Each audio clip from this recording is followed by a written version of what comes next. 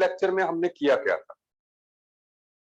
Last lecture में हमने जो है लॉ ऑफ मल्टीपल प्रोपोर्शंस जो है किया था, सही बात है? सो समझ आ गया था, वो बढ़िया से समझ में आ गया था। सो आज की क्लास में हम उससे आगे बढ़ रहे हैं और आज की क्लास में हम बात करने जा रहे हैं law of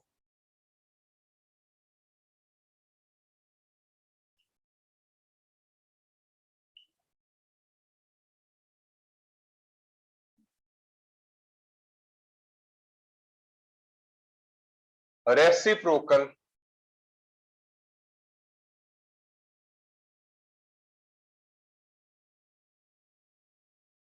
proportions. Now what is this law of reciprocal proportions? देखिए, लॉ ऑफ रेसिप्रोकल प्रोपोर्शंस की आप डेफिनेशन तो देख लें, लेकिन यहां पर एक बात का ध्यान रखना है आपको, दैट इज कि यहां पर जो है डेफिनेशन में बाद में समझाता हूं, लिख देता हूं पहले, ठीक है, लेकिन एग्जांपल से मैं आपको बात समझाऊंगा, डेफिनेशन पहले लिख दीजिए।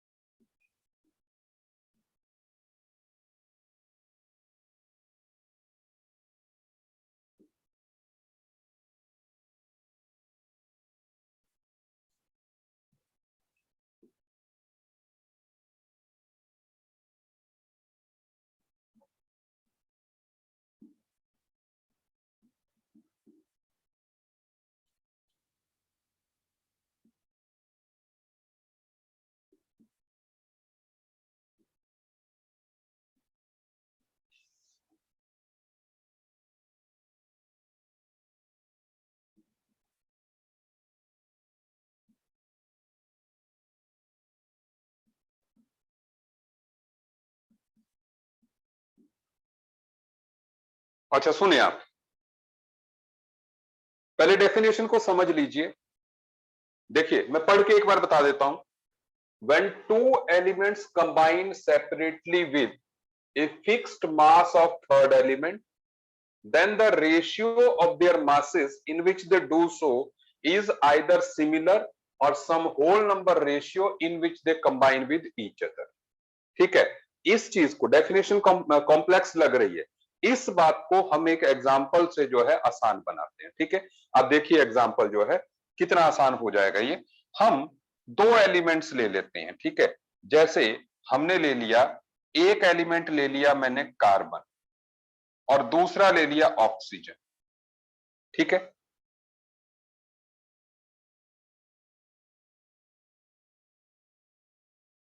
एक मिनट। सो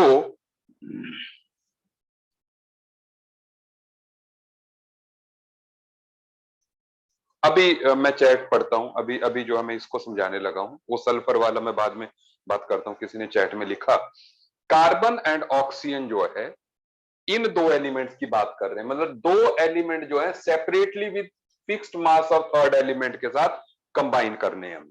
थर्ड एलिमेंट ले लिया हमने जी हाइड्रोजन।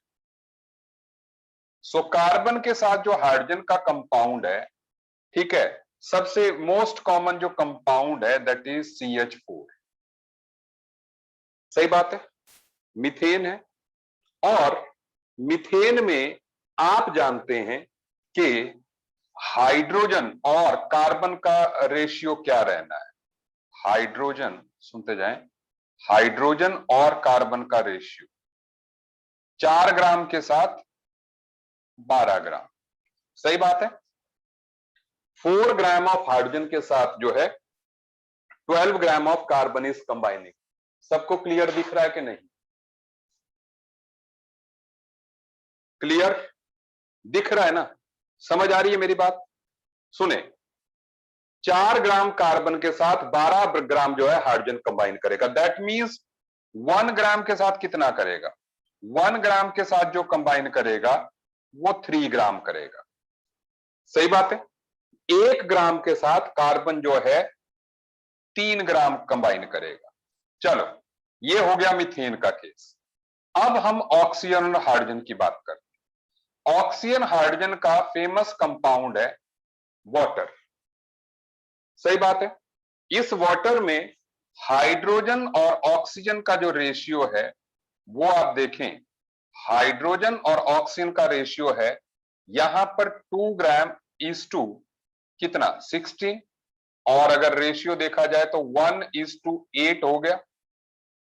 मतलब 1 ग्राम हाइड्रोजन के साथ 8 ग्राम ऑक्सीजन कंबाइन कर रही। इस तरफ 1 ग्राम हाइड्रोजन के साथ 3 ग्राम कार्बन कंबाइन कर रहा है, इस तरफ 1 ग्राम हाइड्रोजन के साथ 8 ग्राम ऑक्सीजन कंबाइन कर रही। Is it okay?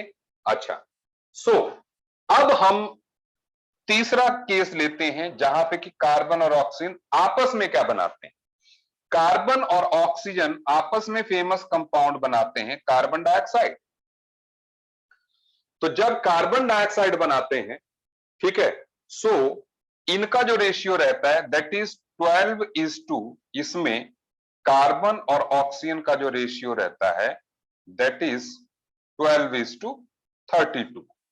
और अगर इस रेशियो को आप जैसे 4 से डिवाइड करते हैं, सो ये भी रेशियो 3:8 आता है। अब ये ही लॉ है। अब सुने, ये ही लॉ कह रहा है। अब आप समझे लॉ की स्टेटमेंट को, आप समझे कि लॉ क्या कह रहा है। कि लॉ ये कह रहा है कि जब दो एलिमेंट सेपरेटली जो है, जब दो एलिमेंट कार्बन और ऑक्सीजन सेपरेटली जो है किसी थर्ड एलिमेंट के साथ कंबाइन करते हैं, जो कि जैसे हाइड्रोजन है, तो उसके एक फिक्स्ड वेट के साथ कंबाइन करने का जो रेशियो होता है, जैसे 1 ग्राम हाइड्रोजन के साथ 3 ग्राम, 1 ग्राम हाइड्रोजन के साथ 8 ग्राम, तो वही रेशियो तब रहता है जब वो आपस में कंबाइन करते हैं, या उसका मल्टीपल रेशियो हो सकता है। क्या आपको मेरी बात समझ में आई? या तो आइदर सेम रेशियो, आइदर जो है उसका मल्टीपल रेशियो रहता है जब वो आपस में कंबाइन करते हैं। हाँ, मानव ज्योत को समझ नहीं आया, लेकिन राजा मानन को आ गया, पूर्वी राजवंश को आ गया। ठीक है, हाँ मैं ईशान रिपीट कर रहा हूं मैं। ठीक है, ठीक है, ठीक है। नकुल महाजन को नहीं आया, अक्षत को आ गया, कुलमीत को नहीं आया, केशव को आ गया, बढ़िया बढ़िया, कुछ लोगों को आ गया, नमन को आ गया। ठीक है, नाइस नाइस। अब हम सुने, फिर से सुने, फिर से सुने। आर्यन को आ गया, बढ़िया। हरियाक्ष को, हरियाक्ष रिपीट करना चाहता है, ठीक है, ठीक है। अक्षित को आ गया, नाइस। ठीक है, तो अब मेरी बात सुने, मेरी बात सुने आप ध्यान से। देखो यहां पर ये कह रहा है कि जब when two elements combine separately with fixed mass of third element, तो जब दो एलिमेंट्स जो है fixed mass of third element that is hydrogen के साथ कंबाइन करते हैं। फिक्स्ड मास मतलब हमने हाइड्रोजन को फिक्स कर दिया 1 ग्राम के साथ, उनका मास दोनों केस में हमने सेम ले आना है, तो उसको हमने रेशियो में 1 कर दिया। तो 1 ग्राम हाइड्रोजन के साथ मीथेन में 3 ग्राम कार्बन कंबाइन करता है, और 1 ग्राम हाइड्रोजन में वाटर में 8 ग्राम ऑक्सीजन कंबाइन करता है। ठीक है, हाइड्रोजन के साथ 3 ग्राम, हाइड्रोजन के साथ 8 ग्राम, जब सेपरेट कंपाउंड बनाते हैं कार्बन और ऑक्सीजन, तो ये लॉ कहता है कि वो रेशियो ही मेंटेन रहता है जब वो आपस में कंबाइन करते, मतलब उनका हाइड्रोजन के साथ जो कंबाइन करने का रेशियो था फिक्स्ड वेट के साथ, ठीक है, वही रेशियो तब रहेगा जब वो आपस में कंबाइन करें। क्या आप मेरी बात समझ गए?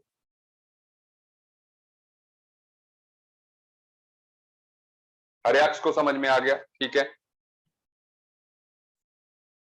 राजा मानन को आ गया, बहुत बढ़िया बढ़िया। ठीक है, ईशान, हरविंदर, नाइस नाइस, ठीक है। अच्छा बेटा जी, मैं एक बात और भी बता दूं, इसी में मैं बात को ऐड कर दूं, जैसे कार्बन कार्बन डाइऑक्साइड और भी कंपाउंड, कार्बन ऑक्सीजन और भी बनाते हैं, कार्बन मोनोऑक्साइड भी बनाते हैं, कार्बन मोनोऑक्साइड भी बनाते हैं, उसमें रेशियो क्या होगा? कार्बन और ऑक्सीजन का रेशियो जो है उसमें रहेगा 12:16। तो अगर सिंपल रेशियो देखें सो ये रहेगा कितना? 3:4, 3:4। तो अभी भी ये उस रेशियो का मल्टीपल ही है। जैसे मल्टीपल क्या हो गया?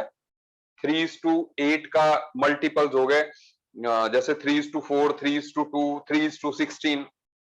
ठीक है, मतलब एक वाली साइड जो है मल्टीप्लाई होती रहेगी, उसका मल्टीपल ही होगा। ठीक है, सो आइदर रेशियो सेम रहेगा या तो जो उसका मल्टीपल हो सकता है।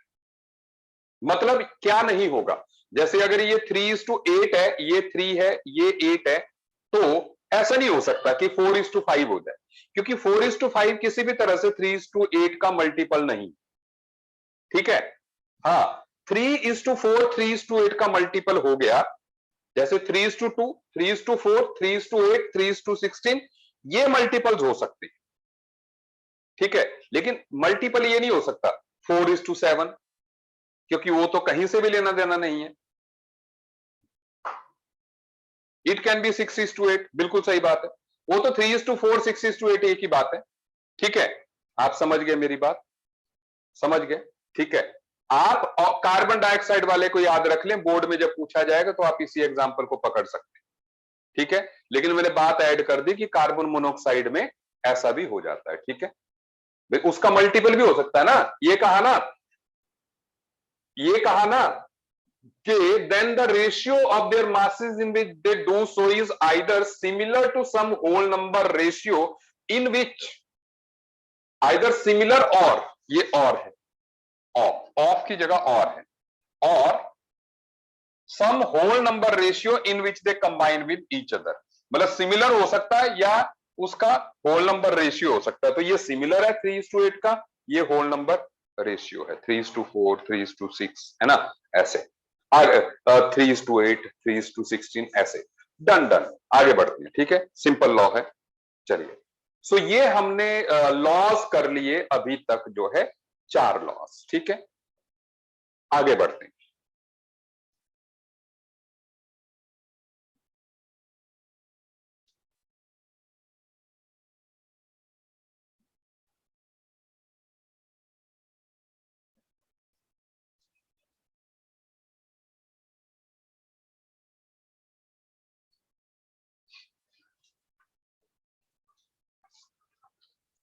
अच्छा, अब आप बात सुने,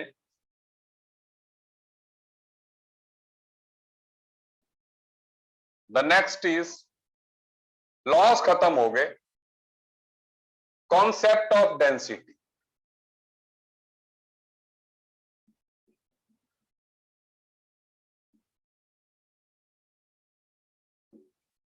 ठीक है, लोअर क्लासेस में हमने डेंसिटी के बारे में काफी पढ़ा हुआ है कि डेंसिटी क्या होती है। ठीक है, अच्छा, यहां पर जो है हम लोग जो डेंसिटी की जो बात करने वाले हैं, सुन लीजिएगा, यहां पर जिस डेंसिटी की हम बात करने वाले हैं, एक तो है एब्सोल्यूट डेंसिटी, जो कि हम नॉर्मल डेंसिटी जानते हैं।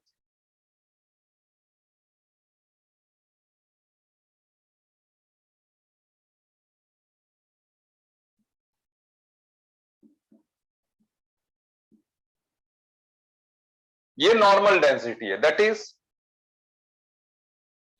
एब्सोल्यूट डेंसिटी को हम डिफाइन करेंगे मास अपॉन वॉल्यूम। ये सभी लोग जानते हैं कि एब्सोल्यूट डेंसिटी क्या होता है, ठीक है। So no problem. Absolute density से ही एक टर्म रिलेटेड है, ठीक है, ध्यान दीजिएगा। इसको बोलते हैं स्पेसिफिक ग्रेविटी। स्पेसिफिक ग्रेविटी हम लिखते क्या है, इसको हम लिखते हैं it is the ratio of density of substance divided by density of H2O at 4 degree Celsius, ठीक है। इसका मतलब क्या हुआ कि एग्जाम्पल से समझ लेते हैं। रेशियो है, रेशियो है, एग्जाम्पल देके समझा रहा हूं। पहली बात तो ये जान लें कि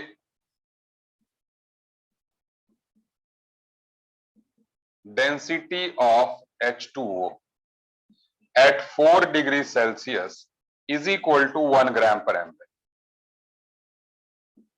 मेरी बात समझ में आ रही है, ठीक है। अब हम एग्जाम्पल लेते हैं। Example, if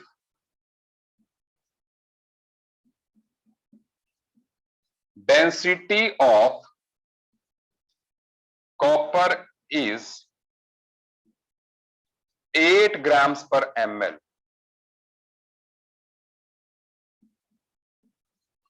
find its specific gravity। तो क्या होगा, स्पेसिफिक ग्रेविटी SG लिख रहा हूं मैं, specific gravity is equal to 8 grams per ml divided by density of water at 4 degree Celsius 1 gram per ml। तो एक तरह से यूनिट कट जाएगा बस, सो वो आ जाएगा 8। मतलब स्पेसिफिक ग्रेविटी एक यूनिट लेस क्वांटिटी है। अगर किसी की स्पेसिफिक ग्रेविटी 4.5 है, इसका मतलब सीधा है कि उसकी डेंसिटी 4.5 ग्राम्स पर एमएल में। सही बात है, इजी, बिल्कुल आसान, ठीक है।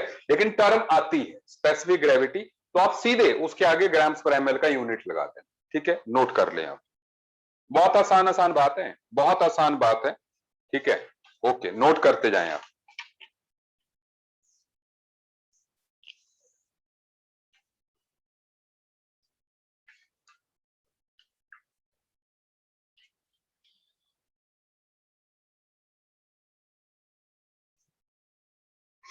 नोट कर लिया आपने, साथ साथ में नोट करना सीखिए।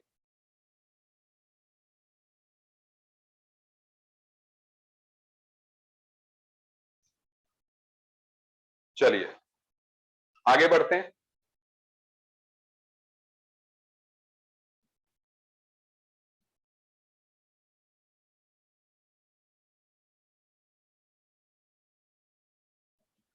अच्छा, एक टर्म और होती है, ठीक है, उसकी मैं सिर्फ डेफिनेट यहां पे सिर्फ उसका फॉर्मूला लिखा देता हूं, दैट इज कॉल्ड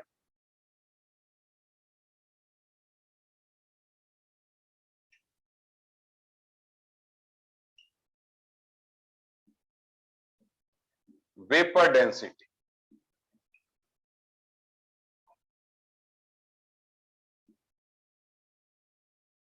इसका सिर्फ फॉर्मूला लिखा रहा हूं कि vapour density is equal to 2 into molecular weight, ठीक है। बाकी सारी बात जो है, बाकी सारी बात मैं इसी टॉपिक में करने वाला हूं थोड़े देर बाद, ठीक है ना। इसी टॉपिक में बात करेंगे, लेकिन अभी टाइम नहीं आया है, ठीक है, अभी टाइम नहीं आया है। So vapour density is equal to 2 into molecular weight. मतलब अगर जैसे ग्लूकोज का मॉलिकुलर वेट एक 180 है, तो उसकी वेपर डेंसिटी जो है that is 90। Easy, molecular weight का आधा ही वेपर डेंसिटी होगा, ठीक है। मिटा दूं इसको भी, ठीक है। चलिए next thing,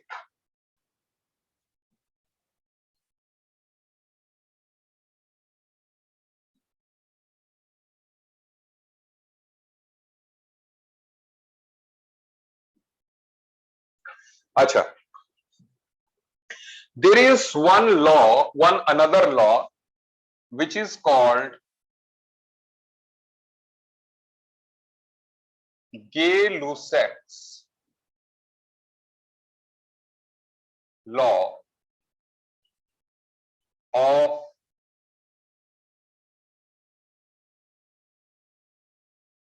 combining volumes.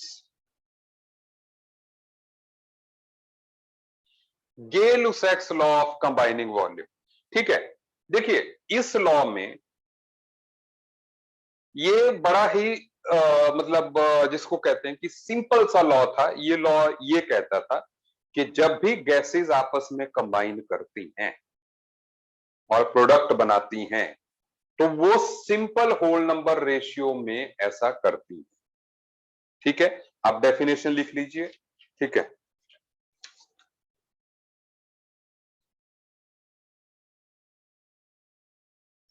Gases combines in simple ratio of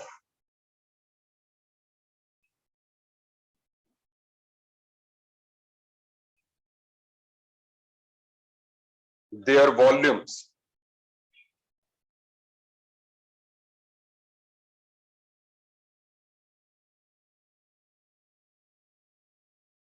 at constant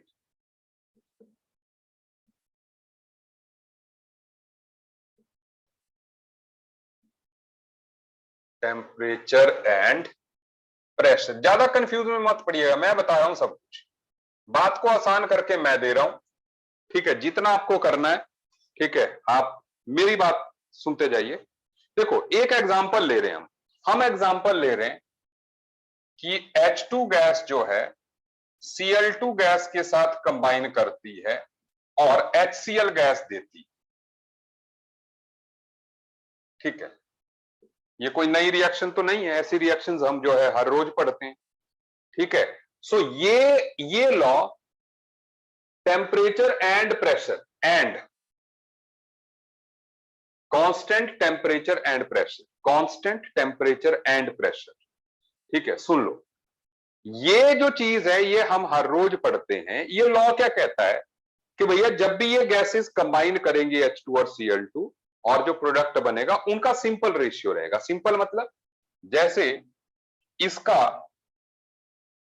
अगर आप 1 लीटर लोगे तो इसका भी 1 ही लीटर लगेगा और इसका 2 लीटर बनेगा। अभी आप इतना ध्यान रखिए, क्योंकि ये बड़ा जिसको कहते हैं अधूरा सा लॉ था। अभी पूरा जो है एवोगैड्रो लॉ करेगा इसको, जो मैं आगे बताने वाला हूं। ये अधूरा सा लॉ है, आपने सिर्फ इसके कॉफिशिएंट देखने हैं। यहां हाइड्रोजन का 1 मोल है, यहां क्लोरीन का 1 मोल है, HCl के 2 मोल है, तो वही रेशियो इनके वॉल्यूम्स का रहेगा। मतलब 1 लीटर लोगे, 1 लीटर इसका चाहिए और 2 लीटर इसका बनेगा, मतलब कुछ भी अमाउंट। तो इसलिए मैं कह रहा हूं इसका एक वॉल्यूम, वो कोई भी हो, कोई भी 1 ml ले लो तो 1 ml के साथ 2 ml बनाएगा। इसके एक वॉल्यूम के साथ कंबाइन करके इसके 2 वॉल्यूम बनाएगा। क्या आपको मेरी बात समझ में आई?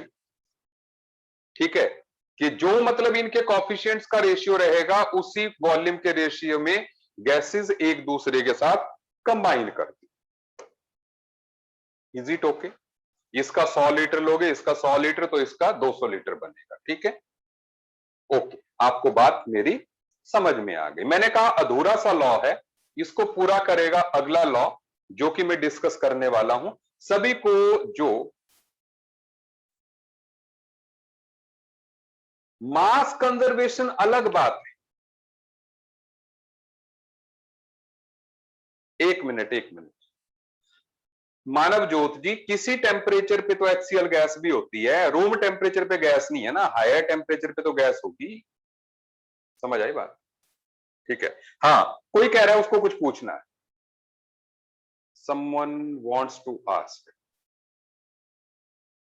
हाँ, आदिश सरीन को जो है मैं अभी अनम्यूट कर रहा हूं।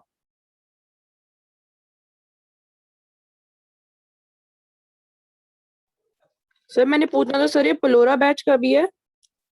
हाँ बोलो। सर मैंने पूछना सर, ये पलोरा बैच के लिए भी है केमिस्ट्री क्लास? बिल्कुल जी, सबके लिए है ना ये। सर पर टाइम टेबल में तो हमारा सैटरडे को नो क्लास लिखी है। टाइम टेबल में आपके जो है सैटरडे को नो कोई क्लास नहीं है। Yes sir. एक मिनट, जो है मैंने टाइम टेबल देखा नहीं, बट सर केमिस्ट्री की तो हमारी 5:45 पे है। केमिस्ट्री की और सर वो त्रिकुटा नगर बैच के लिए है 5:45। एक मिनट, आप मेडिकल में हो कि नॉन मेडिकल? सर मैं 10th में हूँ। बेटा ये 10th की क्लास नहीं है, 11th की चल रही है। सर पर उधर 10th लिखा था ना, इसलिए मैं वो कंफ्यूज हो गया था। नहीं नहीं नहीं नहीं, ये 11th की क्लास चल okay sir, sorry sir, thank you sir. रही है।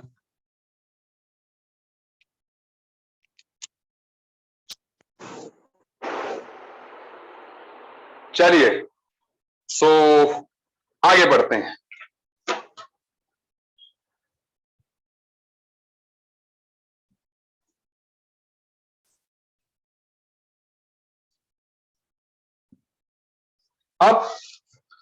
अब लॉ की बात करते हैं आगे, that is Avogadro's hypothesis.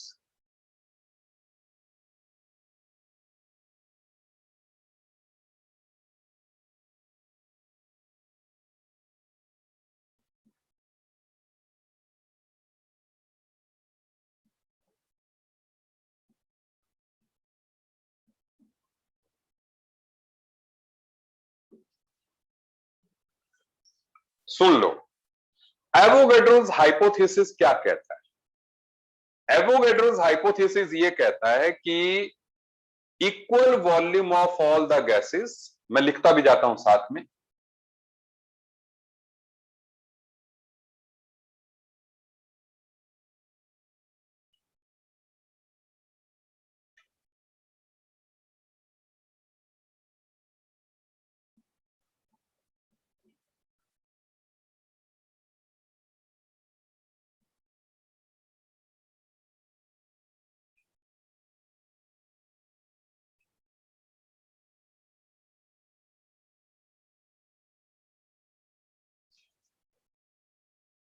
under similar conditions of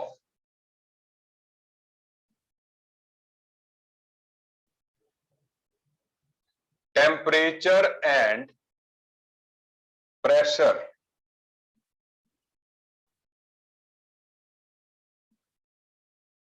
contains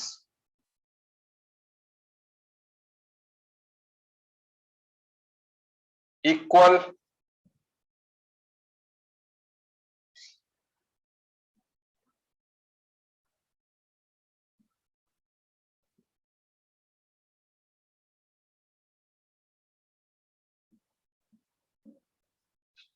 statement पढ़िए, equal volume of all the gases under similar conditions of temperature and pressure contains equal number of moles. ठीक है, इसका मतलब क्या हुआ? मतलब क्या, सुन लो। जैसे मान लो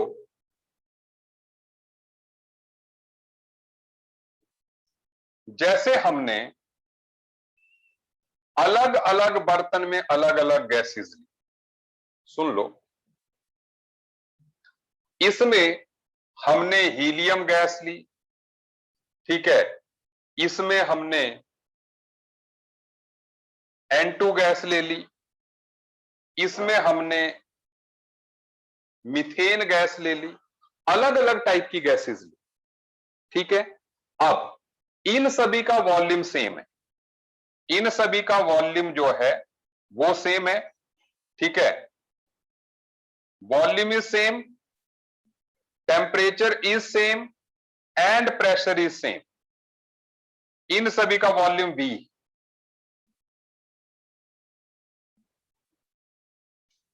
ठीक है। सो ये लॉ कह रहा है अगर इनका वॉल्यूम भी सेम, टेम्परेचर भी सेम और प्रेशर भी सेम है, तो ये लॉ कह रहा है कि इस टाइम पे अगर इसमें मान लो x मोल्स हैं, कितने मोल है? x मोल्स हैं, तो पक्का इसमें भी x मोल ही होंगे।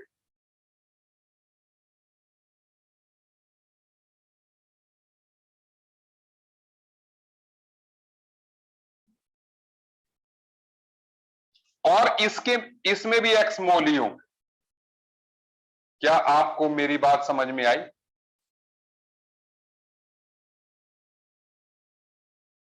ठीक है, सभी गैसेस के मोल्स जो है x ही होंगे। ठीक है, सुनते जाओ। अगर मैं कोई बड़ा बर्तन ले लेता हूं, ये ले लिया मैंने, बड़ा बर्तन ले लिया, और इसमें मैंने O2 ले ली, और यहां पर मैंने वॉल्यूम V की जगह 2V ले लिया, बाकी टेम्परेचर और प्रेशर जो है सेम है, तो ऐसे केस में यहां पर 2x नंबर ऑफ मोल्स होंगे।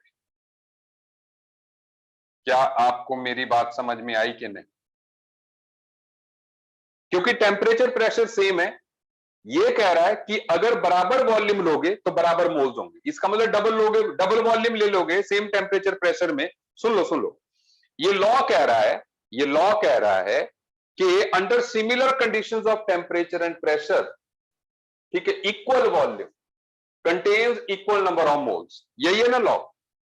तो अगर वॉल्यूम बराबर होगा तो बराबर मोल्स होंगे, तो इसका मतलब अगर वॉल्यूम डबल होगा तो डबल मोल्स होंगे ना। सही है बात? अगर बराबर वॉल्यूम में बराबर है तो डबल में डबल हुए कि नहीं?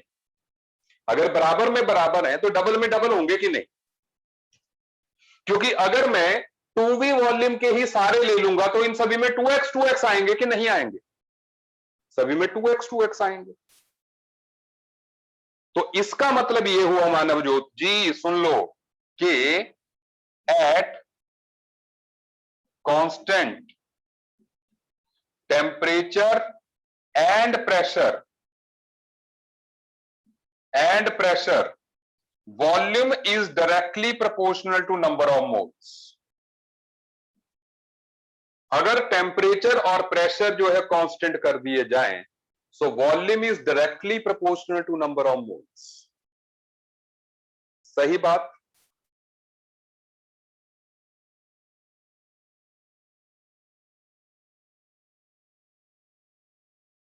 नहीं, टेम्परेचर प्रेशर डबल नहीं चाहिए, टेम्परेचर प्रेशर डबल नहीं चाहिए, टेम्परेचर प्रेशर कांस्टेंट है, इस सारे लॉ में कांस्टेंट रहेगा। ठीक है, इसको छोड़ दो। पहले पहले बेटा जी 1 मिनट, ये जो लॉ है मैं सबको समझा दूं, इस लॉ में टेम्परेचर और प्रेशर हमने बदलना ही नहीं।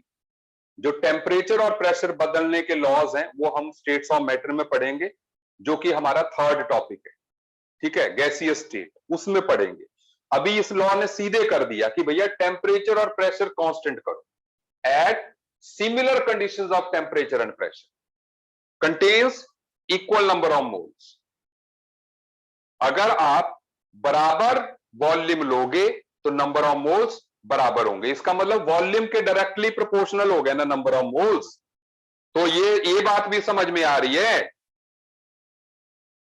नहीं केशव जी, मैं ये नहीं कह रहा हूं कि टेम्परेचर और प्रेशर पे डिपेंड नहीं करते हैं, लेकिन ये लॉ सिर्फ जो है वॉल्यूम की बात कर रहा है। ये कह रहा है कि टेम्परेचर और प्रेशर को कांस्टेंट रखो। ये लॉ कह रहा है कि टेम्परेचर और प्रेशर जो कभी नहीं बदलने चाहिए, इस लॉ की कंडीशन ये। ठीक है, तो हम नहीं बदल रहे हैं, हम ये नहीं कह रहे कि नहीं डिपेंड करता है, लेकिन इस लॉ की इसने लिमिटेशन लगा दी कि भैया टेम्परेचर प्रेशर सेम रखो। तो फिर उस कंडीशन में अगर आप छोटा गुब्बारा लोगे उसमें मोल्स कम होंगे, उससे डबल लोगे तो डबल मोल्स होंगे। मोल्स, वेट नहीं, मोल्स, समझते जाइए।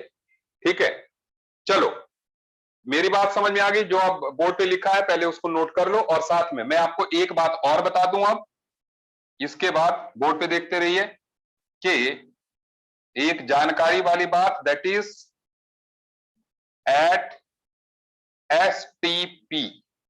एसटीपी बोले तो standard temperature and pressure, temperature जहां पे 273 केल्विन होता है, मतलब 0 डिग्री सेल्सियस, एंड प्रेशर जो है 1 एटमॉस्फेयर होता है।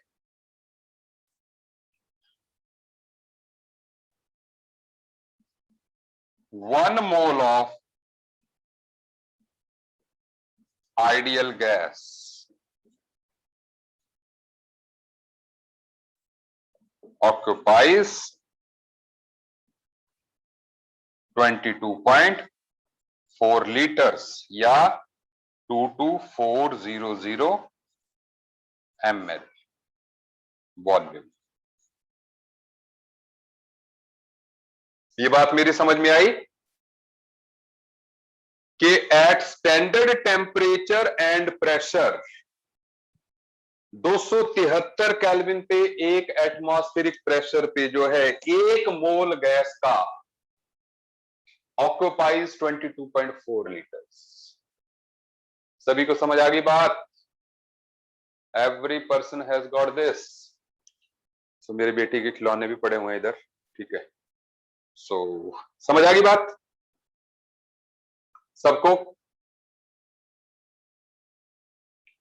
ठीक है, सही से। अभी आप आइडियल गैस को गैस ही मानो, अभी आप आइडियल गैस को गैस मानो, ठीक है, कोई भी गैस। डन, मिलते हैं। चलिए, सो आगे बढ़ते हैं। नोट कर लिया आपने?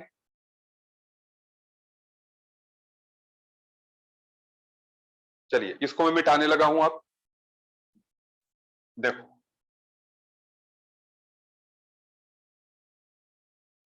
तो इससे हमें देखो, इस लॉ से ये जो लास्ट टर्म मिली है ना, देखो लास्ट टर्म ने वॉल्यूम को मोल से रिलेट कर दिया कि भाई 1 मोल एसटीपी पे 22.4 लीटर ऑक्यूपाई करता है ना। तो अभी हमारी जो बात है दैट इज कि हम ये भी कह सकते हैं, सुन लो बेटा जी, सुन लो, हम ये भी कह सकते हैं कि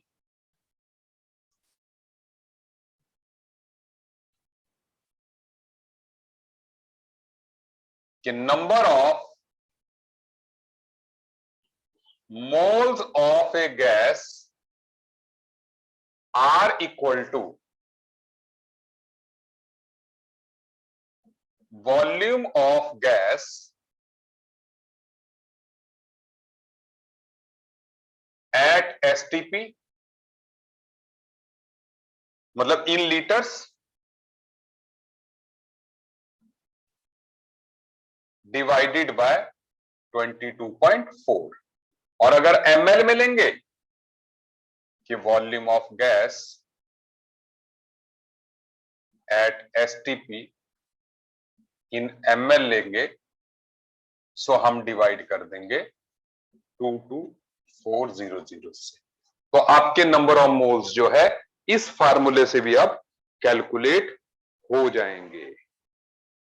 standard, S stands for standard temperature and pressure. दूसरे वाला देखो ना, अगर ml में लेते हैं वॉल्यूम तो 22400 हो गया ना, क्योंकि हमने अभी लिखा कि ml में जो है 22400 हो जाएगा, तो 22400 ml में आएगा 1 मोल। सो V मोल, V ml में कितना आएगा? V अपॉन 2240, है ना। अगर वॉल्यूम आप ml में लेते हैं तो 22,400 से डिवाइड करना है, अगर लीटर्स में लेते हैं तो 22.4 से डिवाइड करना है। चलिए, सो अभी तक हम कई फार्मूले कर चुके हैं, लास्ट लेक्चर से लेके मोल वाला भी ये फार्मूला भी आया, इस फार्मूले को भी यूज करते हैं। देखो अब क्वेश्चन आएंगे जबरदस्त जो है, प्लीज ध्यान दीजिएगा। सो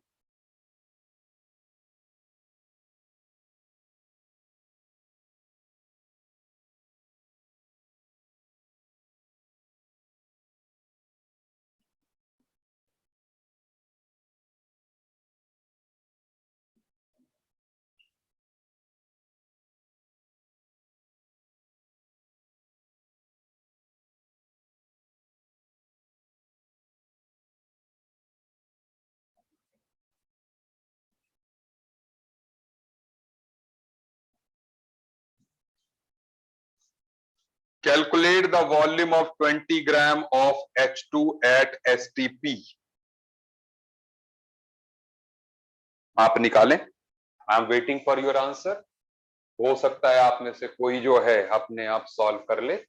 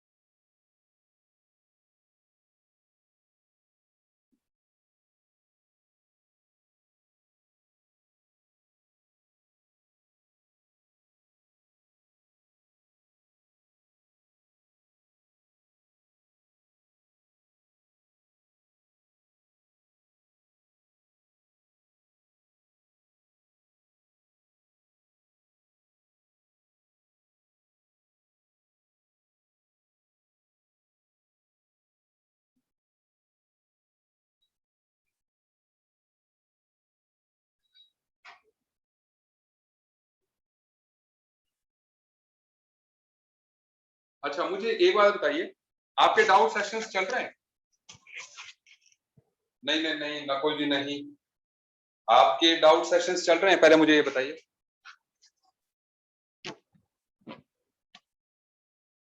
डाउट सेशन कब हुआ था? कल का किस टाइम पे हुआ था?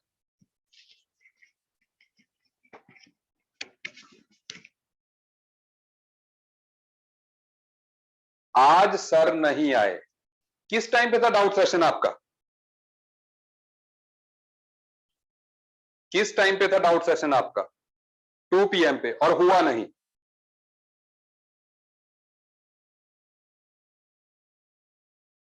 आपके टाइम टेबल में डाउट सेशन कितने बजे लिखा था? 2 PM।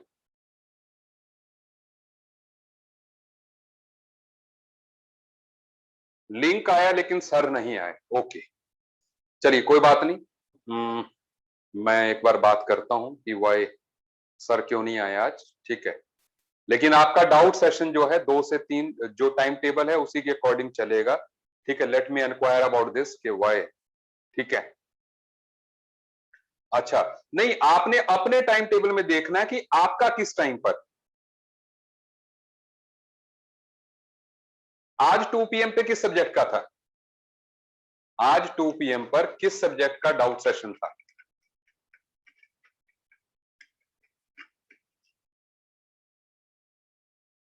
अनंत सर का। ओके,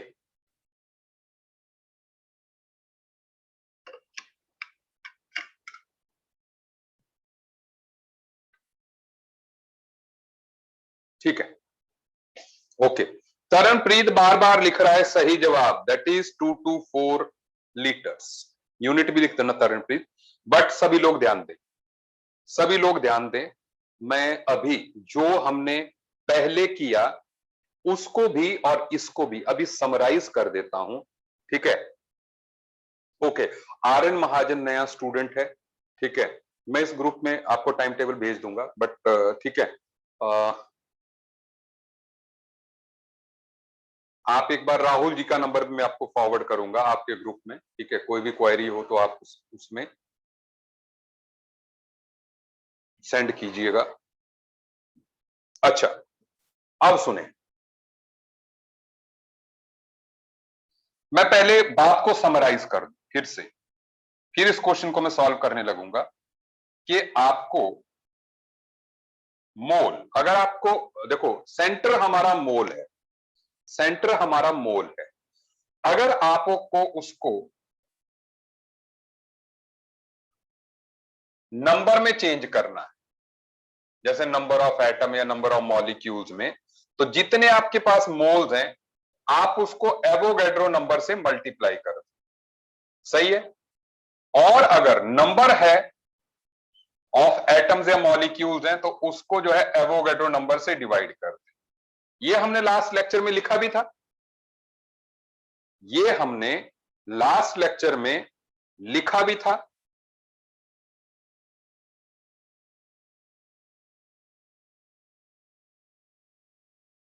ठीक है, अच्छा, अब इसके बाद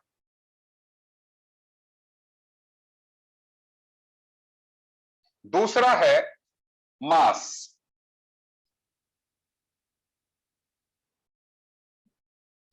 अगर आपने मोल्स को मास में कन्वर्ट करना है, सो आप ग्राम एटॉमिक मास से या ग्राम मॉलिक्यूलर मास से मल्टीप्लाई करें तो आपके पास मास आ जाएगा।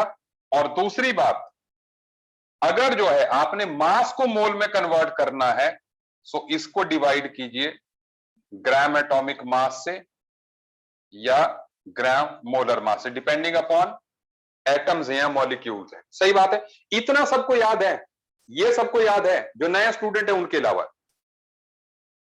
नए स्टूडेंट्स के अलावा। ठीक है, अभी ज्यादा भी चिंता ना करें, नए स्टूडेंट जो है, एक दो लेक्चर्स हुए, will make some arrangement. Okay, अब आगे बात वॉल्यूम। अब लास्ट बात आ गई वॉल्यूम की, that is volume in litres at ST. तो ऐसे में अगर मोल्स हैं तो उसको 22.4 से मल्टीप्लाई कर दीजिए, आपका वॉल्यूम लीटर्स में आ जाएगा। और अगर वॉल्यूम दिया हुआ है तो उसको डिवाइड कर दें 22.4 से, जो कि मैंने अभी फार्मूला बताया था, तो जो आपके मोल्स आ जाएंगे। सो ये जो वाई डायग्राम है, वाई मैप है सारा, ये ही सारा कुछ है जो हमने इस टॉपिक में अब तक पढ़ा। सही बात है, सब लोग इस बात को अंडरस्टैंड कर रहे हैं?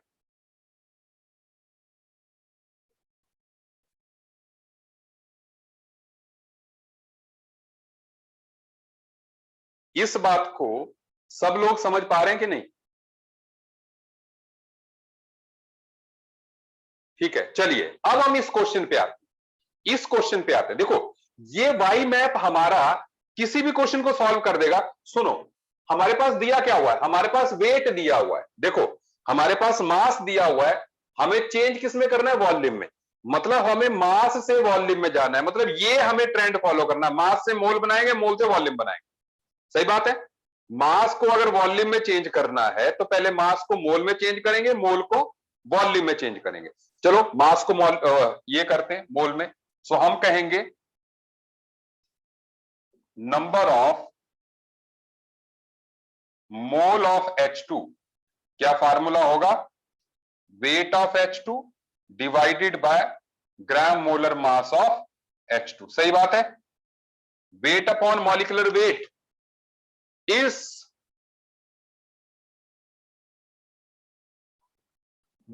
ग्राम एटम्स नहीं है ना, फिर तो 20 मोल्स लेते हैं हम। 20 ग्राम एटम मींस 20 मोल, क्योंकि हमने कहा था ग्राम एटम, ग्राम मॉलिक्यूल, ग्राम आयन जो है मोल को कहते हैं। अभी 20 ग्राम ऐसे ही थे। सो ये हो गया 20 gram. Molecular mass of hydrogen is 2, so number of moles of H2 कितने हो गए, 10 हो गए। Number of moles of H2 आ गए 10। बोलो सबके आगे कि नहीं, सबके आगे 10। राजा मानन का आंसर अब आ गया। ओके, 10 मोल्स आ गए।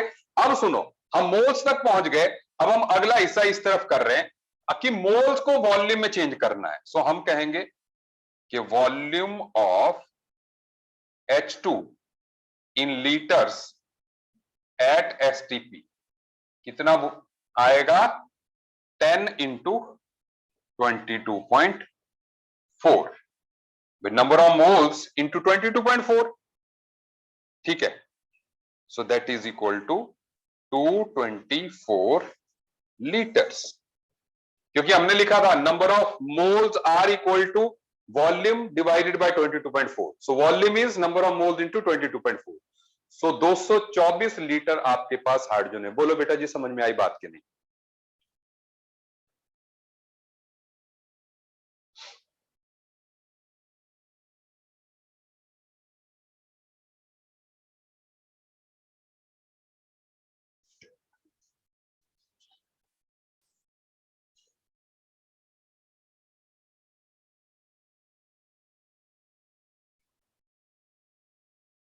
बढ़िया से समझ में आई, बढ़िया से समझ में आ गया क्वेश्चन। चलो कृतिका को आ गया, बहुत बढ़िया। ठीक है, नमन को आ गया, नाइस नाइस नाइस। ओके, अक्षित को आ गया, राजा मनन को आ गया, बहुत बढ़िया। सौम्या को आ गया, सौम्या तेरा रिस्पॉन्स अभी मिला मुझे, अस्तित्व को आ गया। तरणप्रीत को आ गया, क्या बात है सौम्या, बड़ा मतलब बहुत कम रिस्पॉन्स आ रहा है मुझे। रिदम, सक्षम, नाइस नाइस नाइस। कुलमीत, ठीक है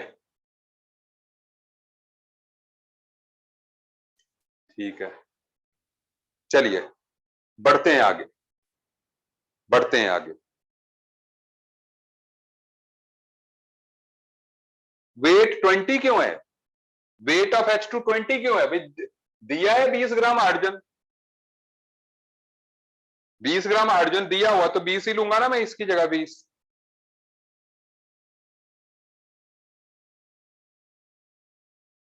सही है बात?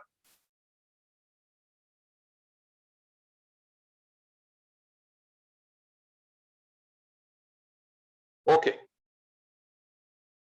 चलिए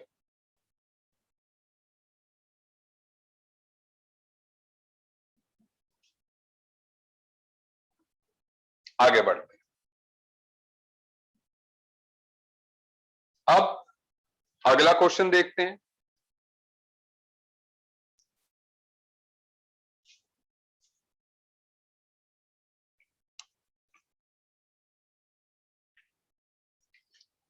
आसान क्वेश्चन दे कि टफ दे?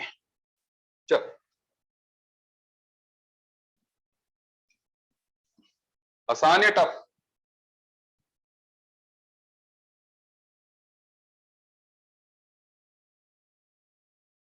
चलो,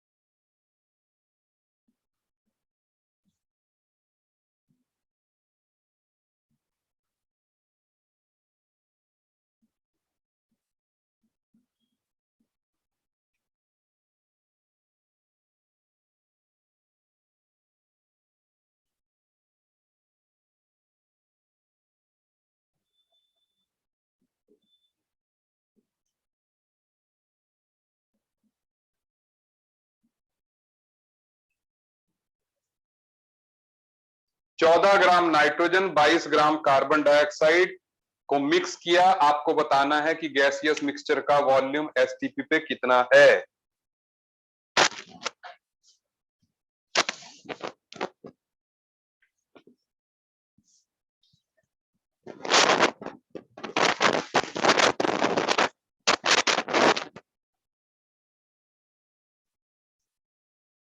क्वेश्चन समझ में आ गया?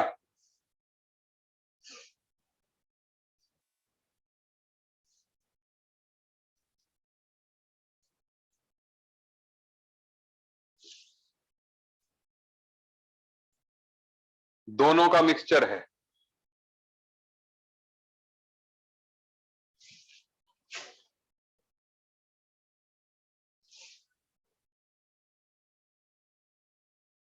फोर्टीन ग्राम नाइट N2 गैस है, 22 ग्राम CO2 गैस है, N2 गैस है। मिक्स किए हैं दोनों को। आपको बताना है गैसियस मिक्सचर एसटीपी पे वॉल्यूम कितना होगा। क्या बात है ओए, 2.4 लीटर कहां से आ गया? 40 भी गलत है, 33.6 भी गलत, 22.4 is the right answer. Taranpreet Kaur ने जवाब दिया मुझे।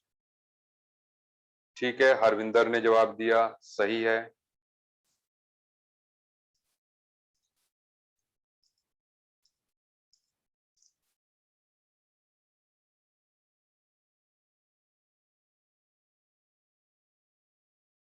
सभ्यता 22.4 लीटर। चलिए करना स्टार्ट करते हैं, क्वेश्चन को करना स्टार्ट करते हैं, देखते हैं कितना दम है क्वेश्चन में। So now what we are doing, सबसे पहले हम करेंगे number of mole of N2 that is equal to weight of N2 upon molecular weight of N2, मतलब सीधे हम मॉलिक्यूलर वेट ऑफ N2 भी लिख सकते हैं। दैट इज वेट कितना है 14 ग्राम, मॉलिक्यूलर मास कितना है 28 ग्राम होता है, सो कितना आ गया 1/2 मोल्स N2 के आगे। ऐसे ही number of mole of CO2, weight of CO2, molecular weight of CO2, weight कितना है जी 22 ग्राम, मॉलिक्यूलर वेट 44 ग्राम, 1/2 ये हो गया। So total number of moles are equal to number of moles of N2 plus number of moles of CO2, वो आ गया 1/2 plus 1/2, ये आ गया 1। ठीक है, सो ऐसे में जब नंबर ऑफ मोल्स आ गया 1, so that means volume of gaseous mixture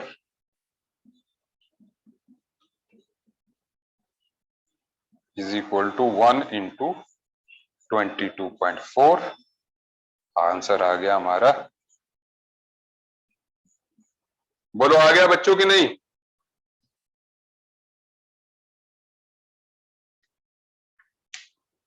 आ गया आंसर आसानी से कि नहीं? सही है, इजी। चलिए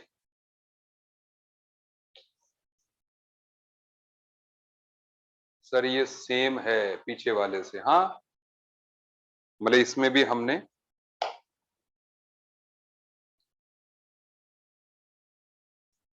चलिए मिटा दिया जाए इसको।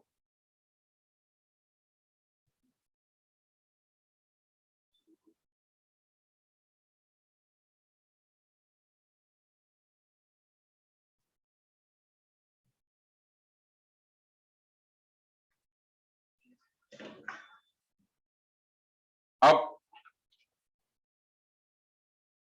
एक क्वेश्चन और देखते हैं।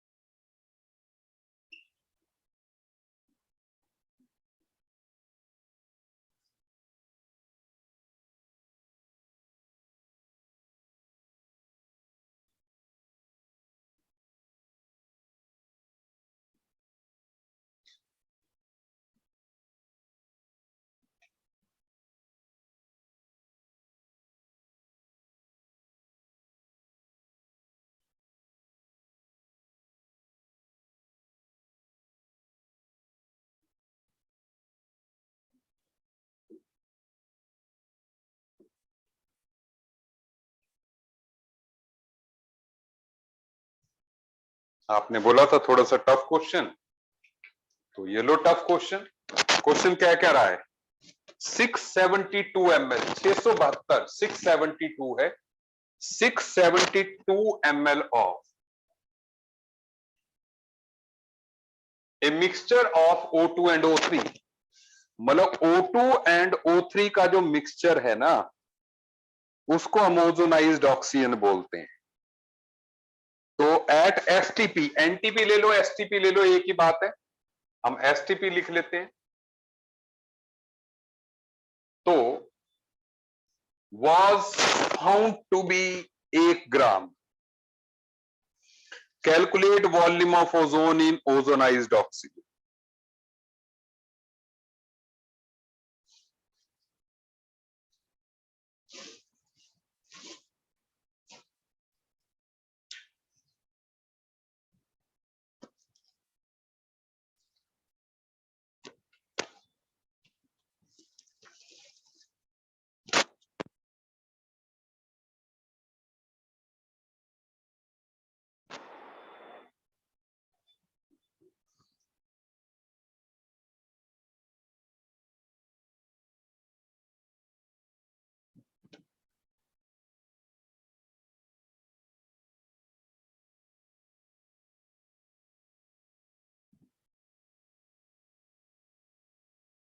आपको एमएल में मुझे आंसर देना है।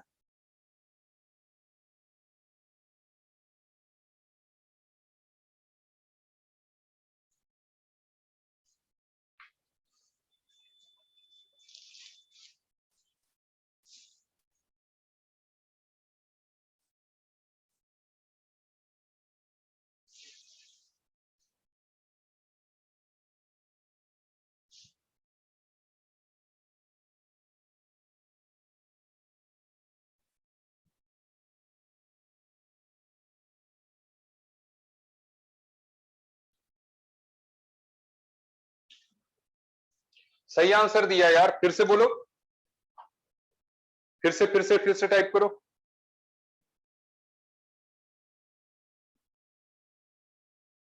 बिल्कुल सही, केशव ने बिल्कुल सही जवाब दिया यार, बहुत बढ़िया, बहुत बढ़िया। पूर्वी ने, क्या बात है, जबरदस्त बच्चे हो यार आप, जबरदस्त। हरविंदर गलत है तेरा। तरनप्रीत सही है, बहुत जबरदस्त यार, क्या बात है। हाँ, एमएल में बिल्कुल सही है, जबरदस्त, नाइस नाइस। अक्षित, खुश कर दिया आप लोगों ने यार, बहुत बढ़िया, बहुत बढ़िया, मजा आ गया। हिताक्षी नाइस।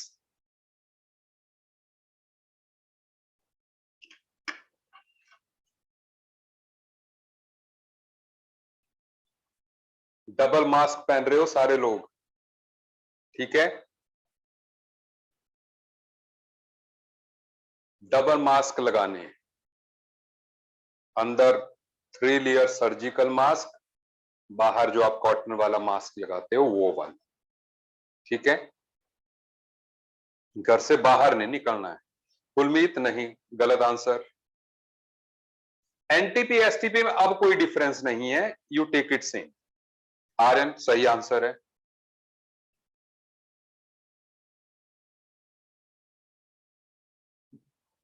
चलिए थोड़ा थोड़ा करने स्टार्ट करते हैं, क्वेश्चन को देखते हैं। सो हम ले लेते हैं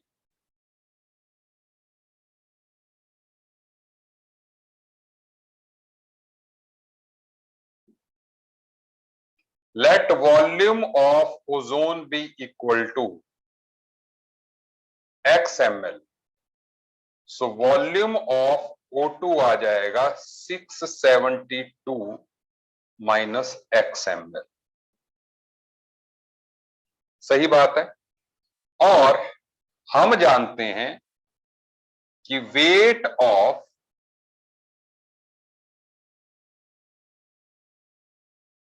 एक मिनट, सबसे पहले ये निकाल लेते हैं, number of moles of O3 are equal to x divided by 22400 ml में है ना, and number of moles of O2 are equal to 672 minus x divided by 22400।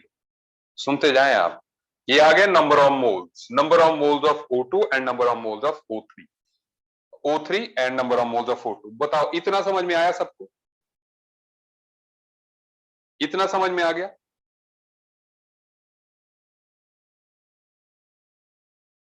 ठीक है।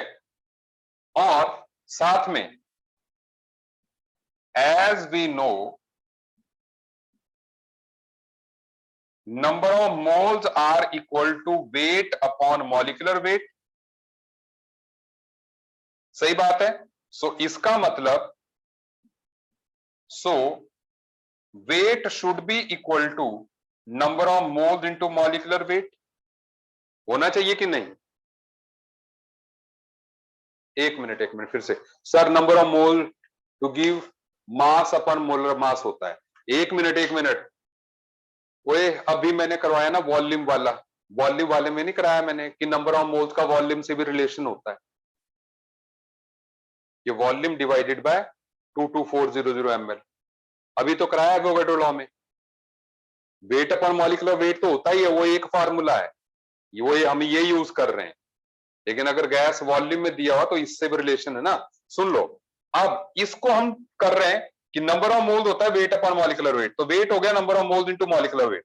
तो इसका मतलब ये हो गया कि वेट ऑफ ओजोन कितना हो गया? वेट ऑफ ओजोन हो गया number of moles of ozone x divided by 22400 into molecular मास कितना हुआ ओजोन का? 48। बोलो सही है। नंबर ऑफ मोल्स को मॉलिक्यूलर वेट से मल्टीप्लाई कर देंगे तो वेट आ गया ओजोन का। और सुने, ऐसे ही वेट ऑफ O2 कितना हो गया? 672 माइनस एक्स अपॉन 22400, ये मोल्स हैं, इंटू 32। सही है। ये रिलेशन समझ में आई कि नहीं? पूर्वी को आ गई, बहुत बढ़िया। जिसको नहीं आई वो बोले मेरे को।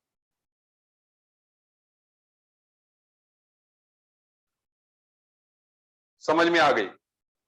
ठीक है। अच्छा सुने अब। सो दैट मीन्स हम जानते हैं कि इट इज गिवन। गिवन क्या है? गिवन हमें यह है कि weight of O2 plus weight of O3 is equal to 1 gram. तो इसका मतलब क्या हो गया? इसका मतलब ये हो गया wait of O2 plus O3 that means x divided by 22400 into 48। मेरे पास जगह कम है, मतलब इसको मैं 48x लिख लेता हूं। 48x plus 672 minus x into 32 upon 22400 should be equal to 1। इससे आप x निकालोगे, सो x की वैल्यू आपकी 56 आ जाएगी। So volume of O3 is equal to 56 ml आ जाएगा। बोलो सही बात के नहीं? एकदम सही बात के नहीं?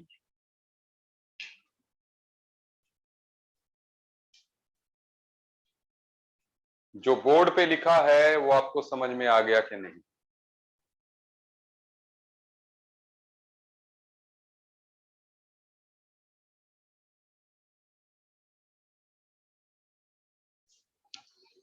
केमिस्ट्री का डाउट सेशन हो गया आपका? केमिस्ट्री का डाउट सेशन हो गया?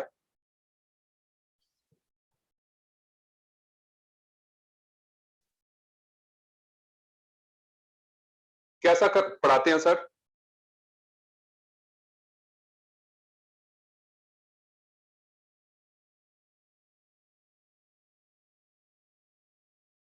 बताओ बताओ।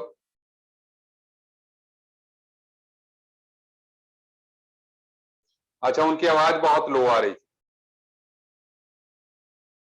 ओके।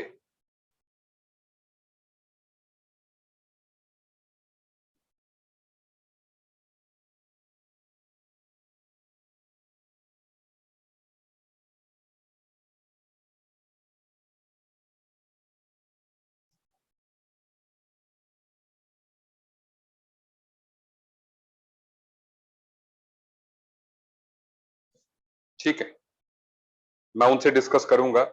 ठीक है, ये हमें आपने डाउट्स उनसे पूछने, इंडिविजुअली पूछिए, ठीक है, उनका नंबर लीजिए, उनसे डाउट्स पूछिए, ठीक है, मतलब डाउट्स के लिए जो टाइम रखा है, ठीक है, उसका फायदा उठाइए।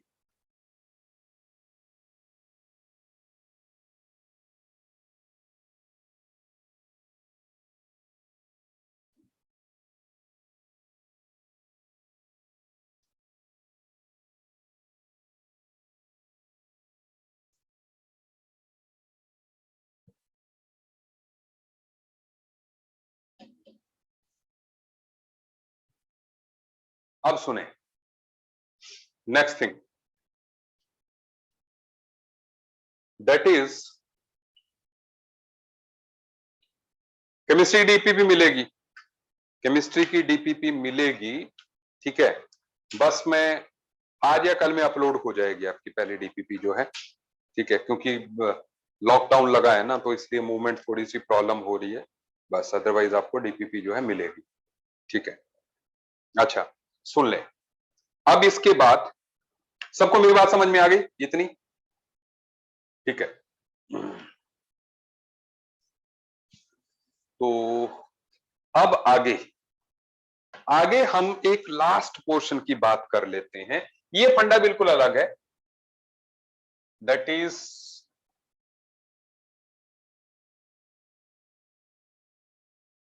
एवरेज मॉलिक्यूलर वेट या M average, average molecular weight या mean molecular weight, mean molecular mass, ये सारी टर्म्स एक तरह की हैं, ठीक है। इसका मतलब क्या है, आप अभी हम इसको एवरेज एटॉमिक वेट करते हैं, पहले एवरेज एटॉमिक वेट, फिर मॉलिक्यूलर वेट पे आते हैं।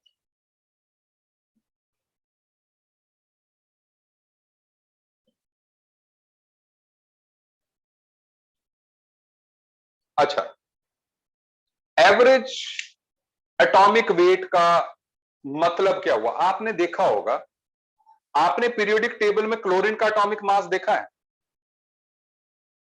कितना होता है क्लोरीन का? 35.5। भाई 35.5 कैसे हो गया? 17 नहीं हो इसका एटॉमिक नंबर है, 35.5 कैसे हो गया? अभी या तो 35 होता या तो 36 होता।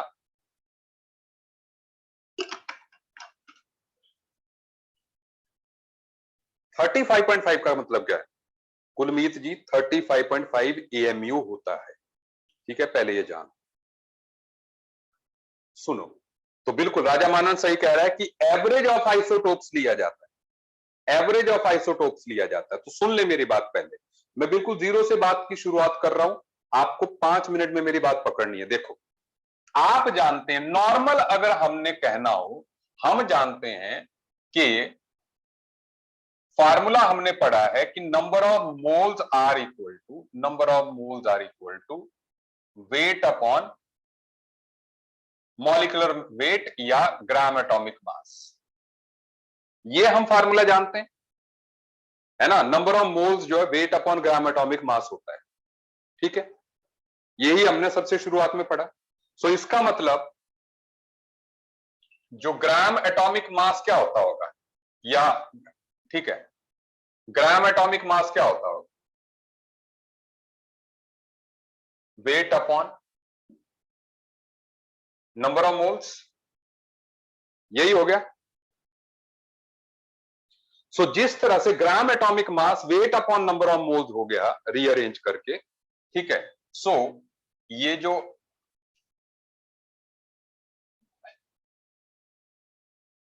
एवरेज एटॉमिक वेट है, ये हो जाता है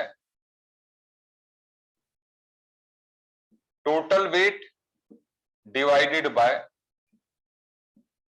टोटल नंबर ऑफ मोल्स। अब आप समझे इस बात को, एक क्वेश्चन की हेल्प से हम इसको समझते हैं अब, ठीक है। जैसे मतलब इसको सुन ले थोड़ा सा, फार्मूला बनाने में जो है ना, आप मुझे आपकी हेल्प चाहिए, क्योंकि आप जितने अलर्ट रहोगे उतने आसानी से मैं फार्मूला बना पाऊंगा। ठीक है, जैसे मान लो, सुन ले, जैसे मान लो फॉर एग्जाम्पल,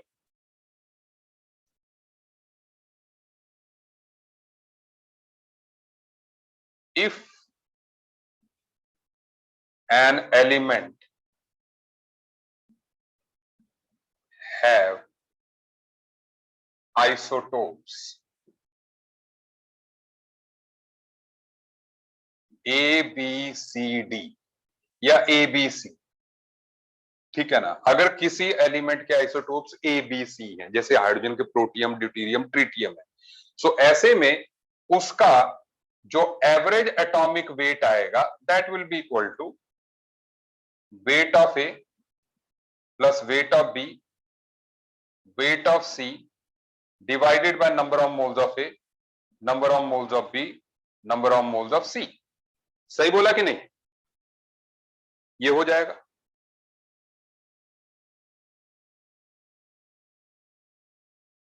सही है, ओके। और हम जानते हैं, सुन लो, हम जानते हैं कि इसी को रीअरेंज करें, सो वेट क्या हो जाता है, number of moles into gram atomic mass.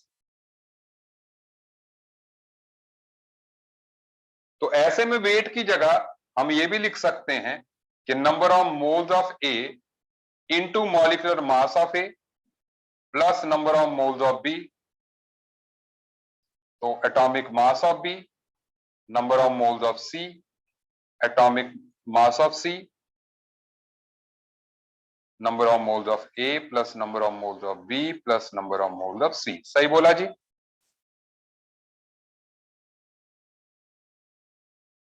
है ना? वेट की जगह हम number of moles into molecular mass भी लिख सकते हैं ना, इसलिए ऐसे लिखा। M average, average atomic wait,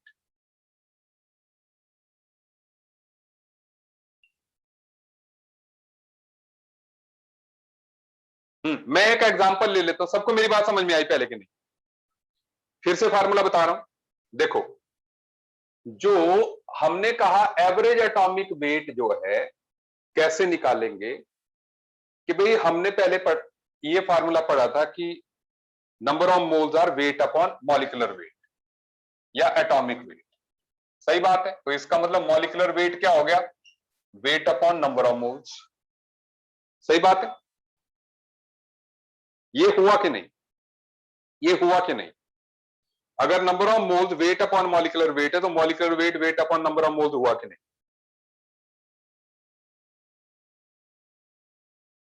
so average molecular weight क्या हो गया, total weight upon total number of moles हुआ एवरेज। सभी जितने भी सब्सटेंसेस है उनका टोटल वेट, सब्सटेंसेस का टोटल नंबर ऑफ मोल्स, यही एवरेज होता है। ठीक है, और हमने कहा कि फॉर एग्जांपल किसी एलिमेंट के आइसोटोप्स ए बी सी हैं, तो इनका एवरेज मॉलिक्यूलर वेट क्या आ जाएगा, weight of A, weight of B, weight of C upon number of moles of A, number of total weight upon total number of moles. और फिर मैंने इसी फार्मूले को रीअरेंज किया, तो मैंने कहा कि जो वेट आ जाएगा वो number of moles into atomic weight या मॉलिक्यूलर वेट आ जाएगा। सो ऐसे में यहां पर number of moles of A, atomic mass of A, number of moles of B, atomic mass of B, number of moles of C, atomic mass of C upon denominator तो same रहा। बोलो समझ में आई बात की नहीं?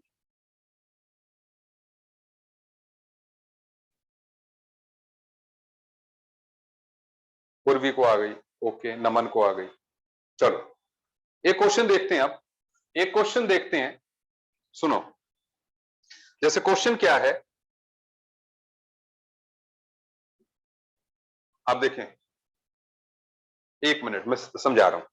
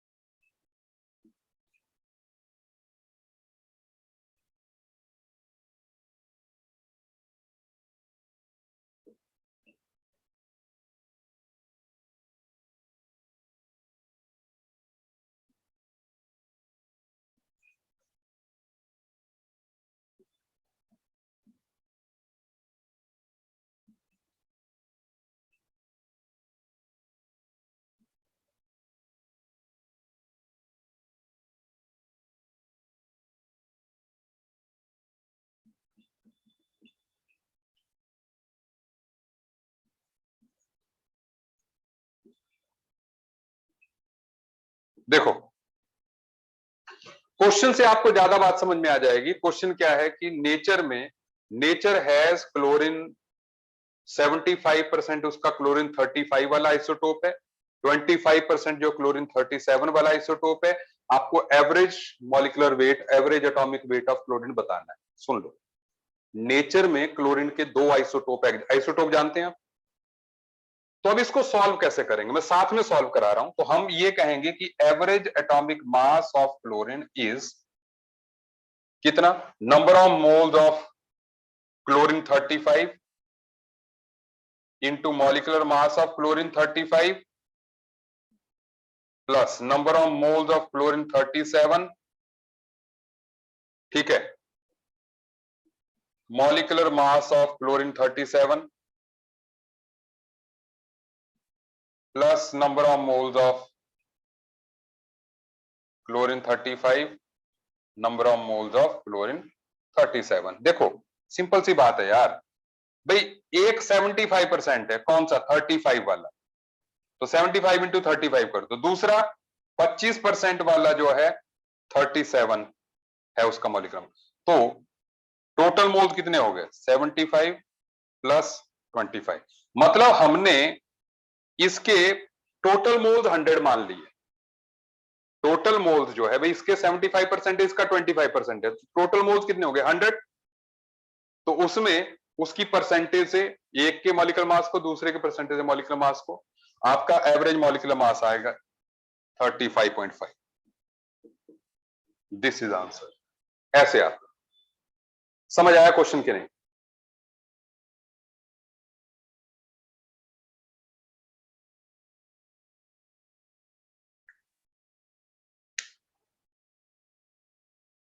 हरविंदर को समझ में आ गया?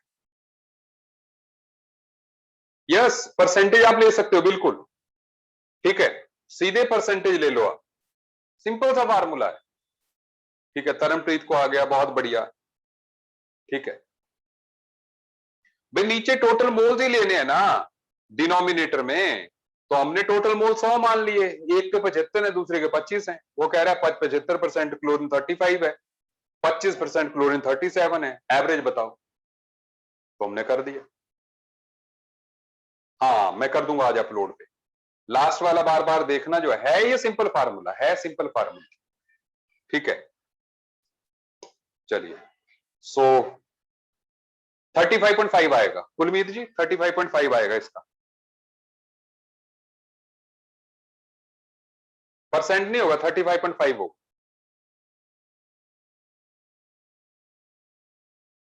समझ आ गया कि नहीं?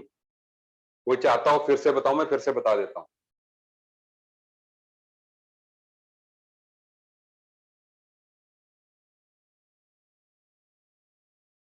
चलिए, सो आज इतना ही, मिलते हैं नेक्स्ट क्लास में, ठीक है। अगली क्लास में हम लोग करेंगे इंपीरिकल और मॉलिक्यूलर फॉर्मूला, ठीक है। इंपीरिकल और मॉलिक्यूलर फॉर्मूला से रिलेटेड कॉन्सेप्ट करेंगे, ठीक है। आपने लोअर क्लास में पढ़ा है, तब तक बाय बाय।